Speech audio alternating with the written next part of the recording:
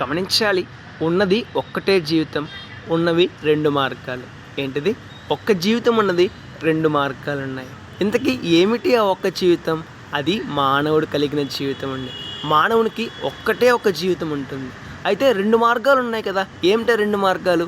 ఒకటి పరిశుద్ధంగా జీవించడం, మరొకటి పాపముతో జీవించడం. ఈ 2 మార్గాలు మానవుని ముందు ఉన్నాయండి. మానవుడు కలిగిన ఒక్క జీవితమును జీవిస్తే పరిశుద్ధంగా అన్నా జీవించాలి, లేదా పాపముతో అన్నా జీవించాలి. మరి పరిశుద్ధంగా జీవించడం వలన కలిగే ఫలితం ఏంటి? దీవెనలు ఉంటాయి, ఆశీర్వాదాలు ఉంటాయి, గొప్ప స్థాయిలో ఉంటాం, అన్నింటికి మించి శ్రేష్టమైన పరలోక రాజ్యంలో ఉంటామండి. మరి పాప మార్గంలో ప్రయాణించడం వల్ల కలిగే ఫలితం ఏంటి? గమనించాలి. బాధలు ఉంటాయి, శ్రమలు ఉంటాయి, అవమానాలు ఉంటాయి, దుఃఖం ఉంటుంది, ఇబ్బందులు ఉంటాయి, సమస్యలు ఉంటాయి, అన్నింటికి మించి నరకం ఉంటుందండి. నరకము అనే ప్రదేశము ఘోరమైనది. ఒకసారి ఆలోచన చేద్దామండి. మనం కలిగిన ఒక్కగానొక్క జీవితాన్ని ఏ మార్గం కూడా నడిపించుకుంటున్నాం?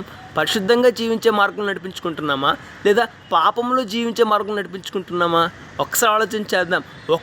ఒక్క జీవితాన్ని మనం ఏ మార్గంలో నడిపించుకోవాలో మన చేతుల్లోనే ఉన్నది. కాబట్టి మన జీవితాన్ని గురించి ఆలోచన చేద్దాం, సరి చేసుకుందాం, బాగు చేసుకుందాం, మంచి నిర్ణయం తీసుకుందాం, ఆ నిర్ణయానికి తగిన ఫలితాన్ని పొందుకుందాం. May God bless you all.